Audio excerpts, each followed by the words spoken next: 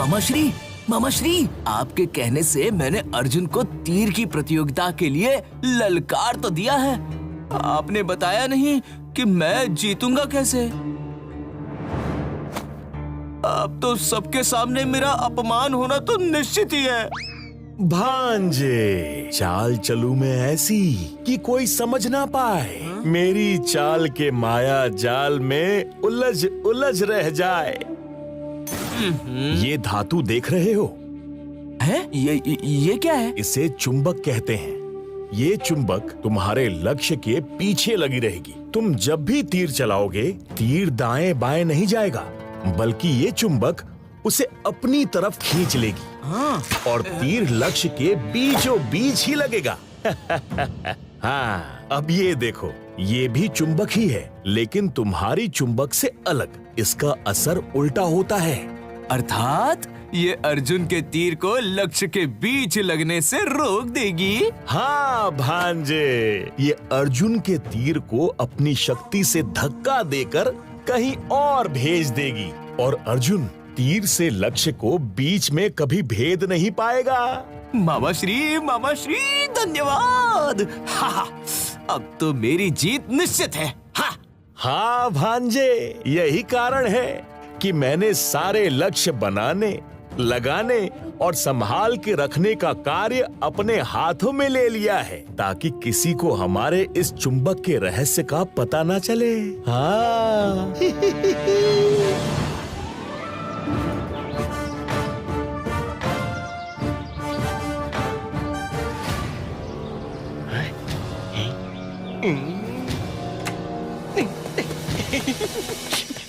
हमको बहुत प्रसन्नता हो रही है कि दुर्योधन ने इतना अभ्यास किया कि वो अर्जुन को तीर चलाने की प्रतियोगिता के लिए ललकार रहा है। वो लाल रंग का लक्ष्य दुर्योधन का और नीला लक्ष्य अर्जुन का है।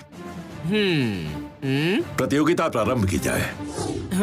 आज देखना मैं अपने तीरों से लक्ष्य को कैसे भेदता हूँ। मेरे तीर लक्ष्य तक नहीं जाते, लक्ष्य स्वयं मेरे तीरों तक आते हैं।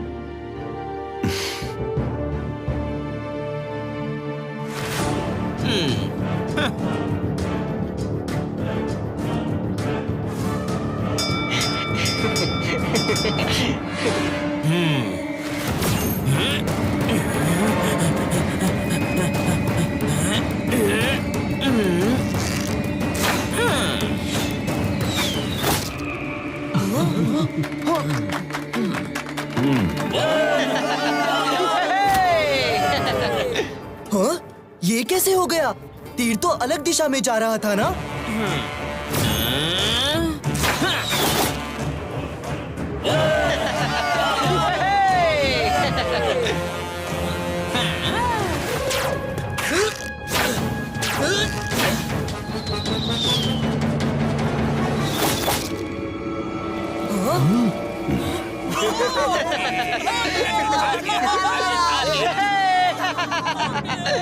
क्या हुआ?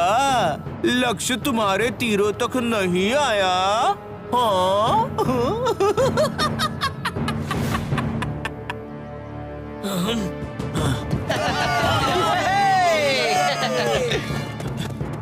दुशासन, सच सच बताओ, क्या चालाकी कर रहे हो? अर्जुन के तीर बीच में जाते जाते किनारे पर कैसे चले जा रहे हैं, और दुर्योधन के तीर किनारे जाते जाते बीच में कैसे लग रहे हैं? उनकी सफलता का रहस्य उनके अभ्यास में है। रात दिन अभ्यास, अभ्यास और अभ्यास। हाँ। अच्छा, तो जाओ और उस चिड़िया को पकड़ कर लाओ।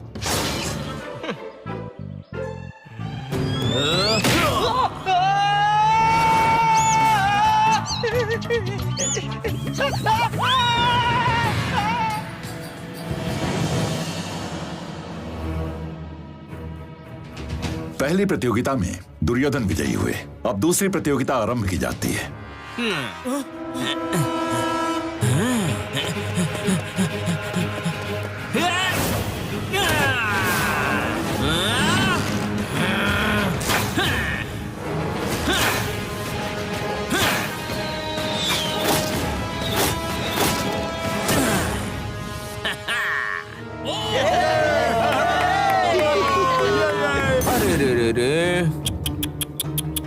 आज लक्ष्य तो तुम्हारे तीरों तक आना ही नहीं चाहते।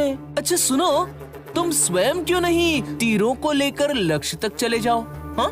भ्राता दुर्योधन ये कर क्या रहे हैं? कैसे कर रहे हैं? कुछ तो गलत कर रहे हैं।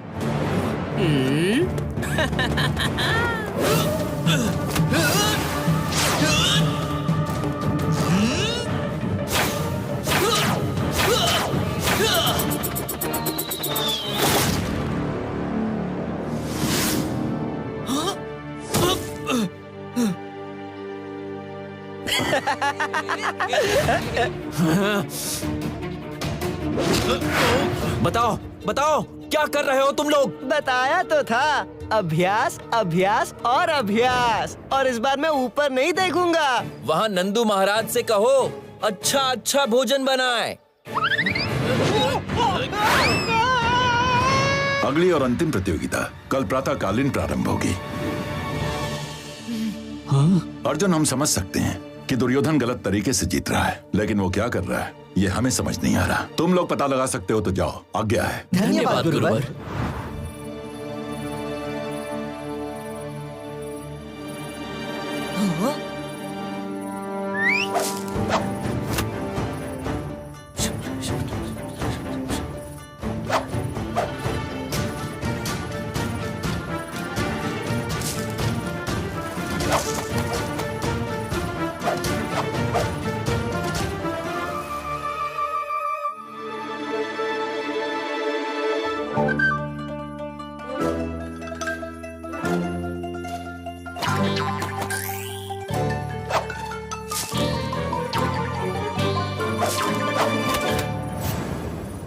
ये क्या है? लोहे जैसा है। इसमें अवश्य कोई तो चमत्कारी शक्ति होगी।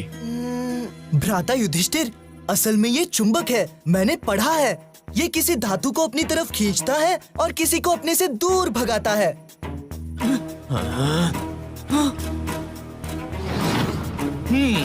सब लक्ष्य से चुंबक निकाल दो। कल की प्रतियोगिता बराबरी की होगी। अब मैं बताऊंगा कि तीरों का निशाना कैसे लगाते हैं। धन्यवाद मित्रों।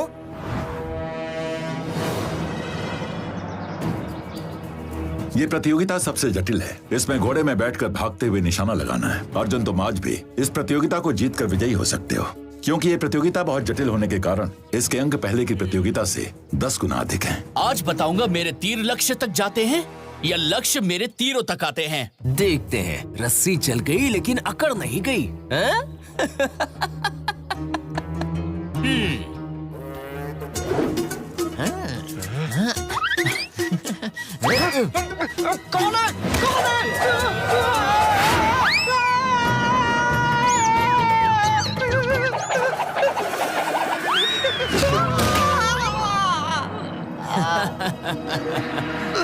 तुमने ऐसा क्यों किया?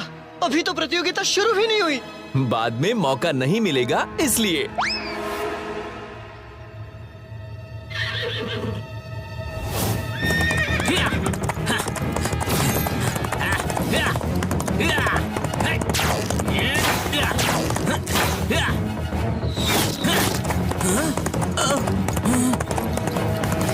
अरे ये क्या हो गया?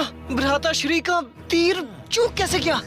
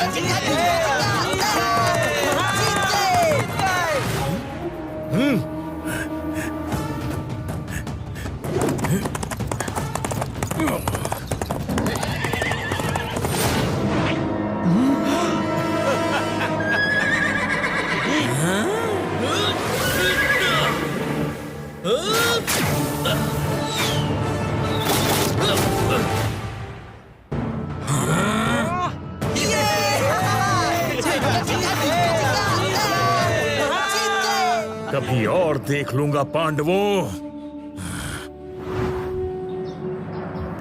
अर्जुन, तमाम बाधाओं के बावजूद तुमने पूरी एकाग्रता और ईमानदारी से ये प्रतियोगिता जीती है। और दुर्योधन, इस तरह किसी को धोखा देकर मिली हुई जीत से प्रयत्न करके मिली हुई पराजय ज्यादा पूजनीय है। क्षमा गुरुदेव, अनजाने में भूल हो गई। दुर्योधन, इसमें कुछ भी नई बात नहीं है। ऐसी भूल करने के लिए ही तो तुम जाने जाते हो।